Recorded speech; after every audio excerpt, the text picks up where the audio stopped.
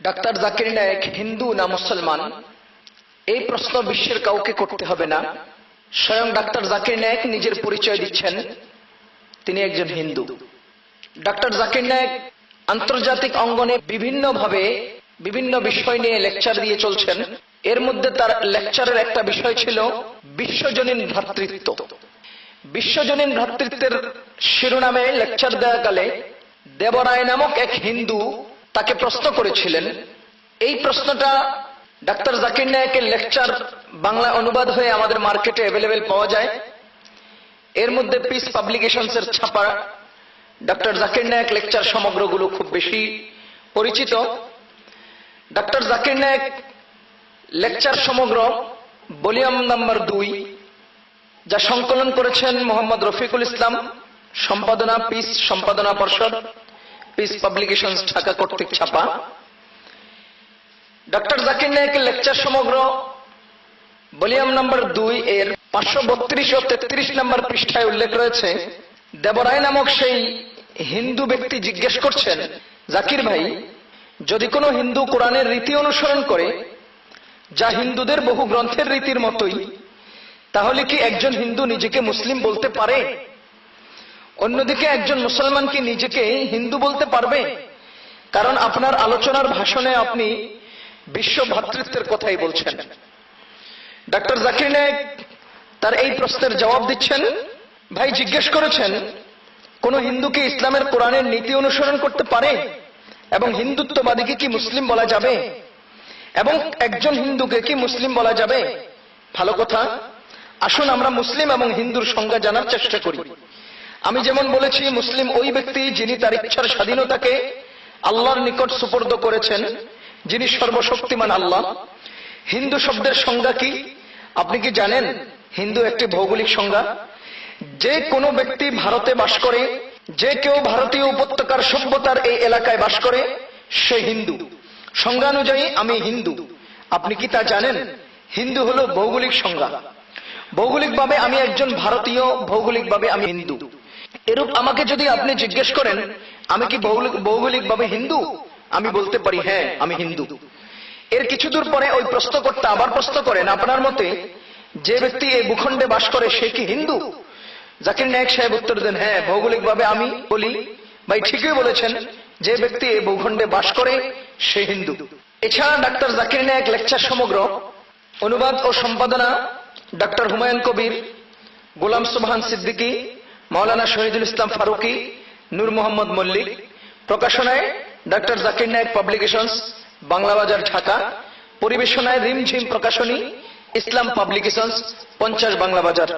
Doctor Zakir Naik lecture সমগ্র এই ভলিউমে 358 নম্বর পৃষ্ঠায় তিনি বলছেন, হিন্দু হলো ভৌগোলিক সংজ্ঞা। ভারতে বসবাসকারী এই সিন্ধু সভ্যতার সীমারেখার মধ্যে বসবাসকারী যে কেউ হলো হিন্দু। সংজ্ঞানুসারে আমি একজন হিন্দু। এভাবে আমাকে যদি জিজ্ঞেস করেন আমি কি ভৌগোলিকভাবে হিন্দু, উত্তরে আমি বলবো হ্যাঁ আমি তাই। ডাক্তার জাকির নায়েক কি সুন্দর সুরে নিজেকে হিন্দু বলে পরিচয় দিয়ে গেলেন। জাকির নায়েক সাহেবের লেকচার বাংলা অনুবাদ হয়ে মার্কেটে অ্যাভেলেবেল পাওয়া যাচ্ছে। এগুলো আমরা মানুষের সামনে তুলে ধরলে আমাদেরকে বিভিন্ন জন গালমন্দ করেন, বোকাচোকা করেন।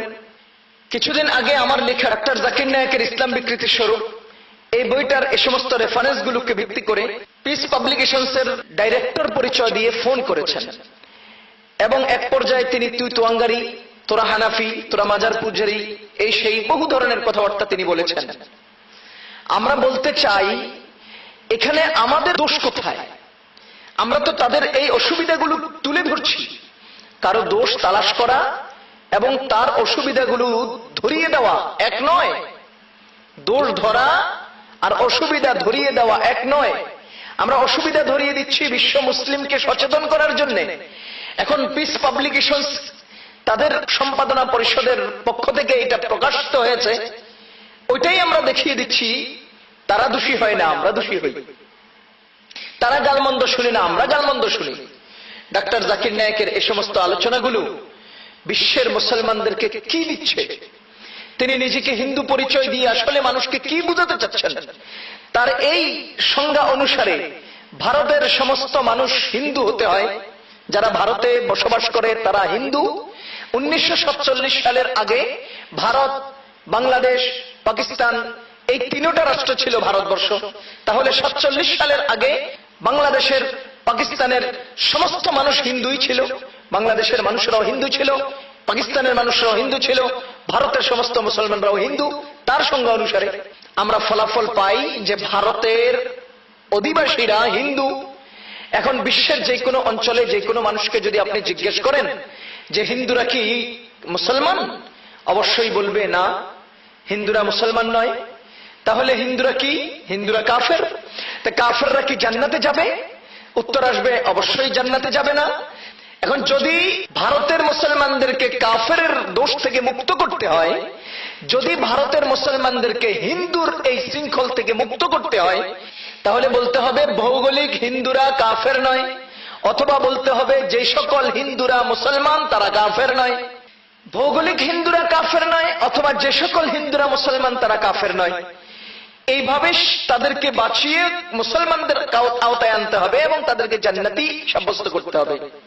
তো ডাক্তার জাকির নায়েকের এই লেকচারে, এই বক্তব্যে নিজেকে হিন্দু পরিচয় দিয়ে তিনি বিশ্ব পরিসরে কি বুঝাতে চাচ্ছেন, কি ফলাফল আনতে চাচ্ছেন আমাদের বুঝে আসে না। তিনি কি সত্যিকারী মুসলমান? তিনি কি সত্যিকারী মুসলমান? তার এই লেকচার থেকে কি বুঝা যায়? এখন আমাদেরকে কেউ প্রশ্ন করবেন যে আপনি ডাক্তার জাকির নায়েকের গীবত করছেন কেন? ডাক্তার জাকির নায়েকের গীবত আমরা করছি না। আপনাকে জানতে হবে গীবত কাকে বলে। গীবত বলা হয় কারো অনুপস্থিতিতে তার দোষ ত্রুটি আলোচনা করে তাকে কলঙ্কিত করা, তাকে মানুষের সামনে ছোট করা। কারো অনুপস্থিতিতে তার দোষ চর্চা করে মানুষের সামনে তাকে ছোট করার নাম হলো গীবত। কিন্তু বিশ্ব পরিসরে কোনো একজন ব্যক্তির অনিষ্ট তুলে ধরে মানুষকে তার খারাপি থেকে বাঁচার জন্য, অনিষ্ট থেকে বাঁচার জন্য সচেতন করা, এটা গীবত নয়। যেমন একজন ব্যক্তি আদম ব্যাপারী, ভিসা বেচা কিনা করেন, এক এলাকার 2-4 জন মানুষের বেশ কিছু টাকা সে মেরে খেয়েছে, আরো 10 জন তার খপ্পরে পড়তে যাচ্ছে। আমরা যদি তার নাম ধরে তার ওই সমস্ত খারাপিগুলো এবং মানুষের টাকা মেরে খাওয়ার সেই বিষয়গুলো তুলে ধরি এবং ওই সমস্ত মানুষদেরকে সচেতন করি, এটা কি তার গীবত হবে, না অন্য 10 জনকে তার খপ্পর থেকে রক্ষা করার চেষ্টা করা হবে? আমরা তো এই দেশ ও জাতিকে এই সমস্ত ঈমান বিধ্বংসী লেকচারারদের লেকচার থেকে মানুষকে সচেতন করার চেষ্টা করছি মাত্র।